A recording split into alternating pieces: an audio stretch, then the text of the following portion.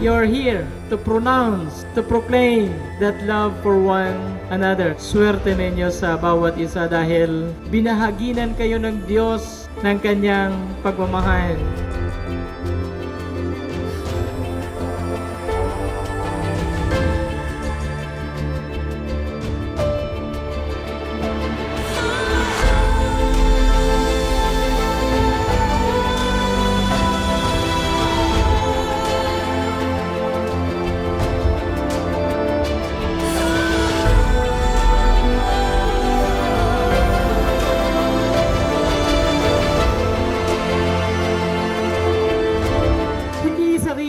Tao yung pagmamahal.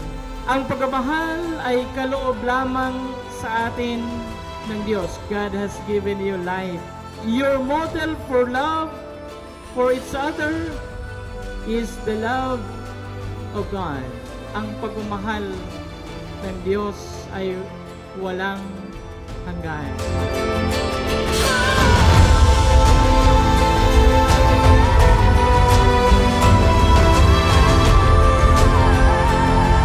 Shermaine naman po, talagang unang-unang maganda si Shermaine.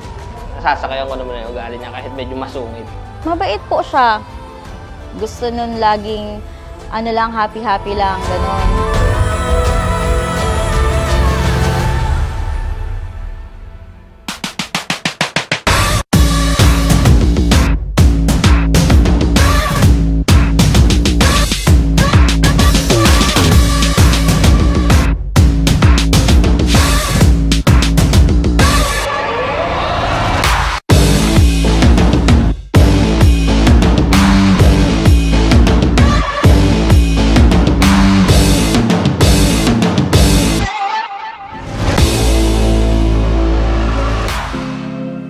Nagkakilala kami kasi kaklase ko yung kapatid niya. Kaya kilala ko rin siya, pero pangiti-ngiti sa akin, sabi ko, kaya may gusto to sa akin. 2013, naging kami. Ang dami nang nagbago, ang dami nang naglaho, ang dami nang naiwan. Iba na yung buhay may asawa. Matuto kang mag-adjust sa lahat ng bagay. Ang pag-aaway, dapat laging pinipigilan. Walang hiwalayan. Gayahin mo kami ni Daddy mo na hindi kami naghiwalay kahit ni minsan. Ikaw pa rin pinapangarap.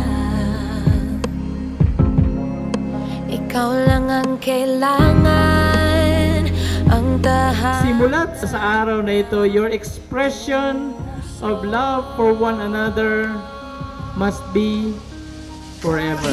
Ulit-ulitin natin ito. Ikaw pa rin ang pipiliin ko. Kahit magbago ang ikot ng mundo, ikaw pa rin ang... Ito na yung sinabi ko sa'yo noon. Hindi kita nililigawan para maging mag-boyfriend girlfriend lang tayo. Ito na. Ikaw lang sinta. Oh yeah. Walang ibang hangarin,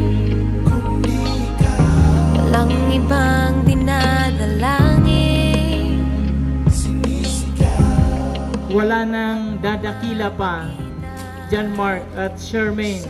Yung nagpapahayag ng tunay na pagmamahal ay kayang ialay ang kanyang buhay para sa kanyang minamahal. Pagod, ilang beses nang natalo,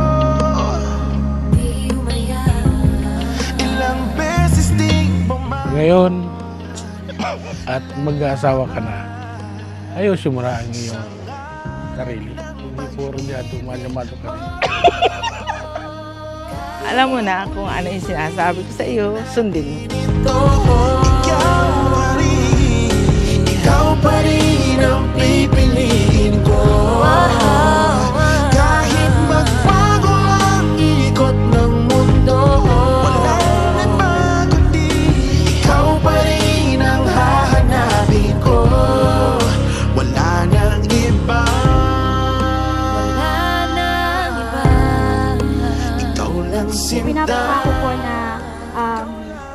nahihirapan kitang intindihin parati. Susuportahan sa mga bagay na gusto mo rin gawin tulad support mo sa akin. Yun lang. I love you so much. Kung harapin, aking lalakbin, dagat lalangin, bundok aakitin, kung dapat liparin, lahat ay Sa pagharap ninyo sa altar ng Diyos, hindi na lamang ang pinapahayag ninyo ay ang pagmamahalan ninyo sa isa't isa. Yung mga hamon ng buhay ninyo bilang mag-asawa ay hindi isang bagay na maging instrumento upang iguho kayo. Pero tingnan ninyo ito in a more positive way. Gawin para sa'yo. Kahit ulit-ulitin natin ito,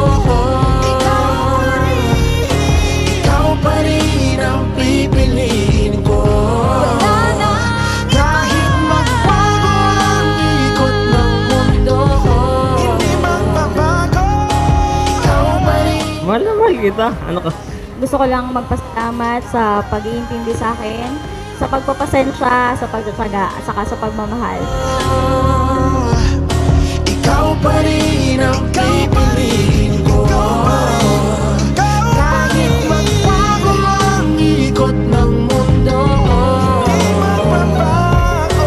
Ikaw pa rin ang hahanapin ko. Wala nang iba.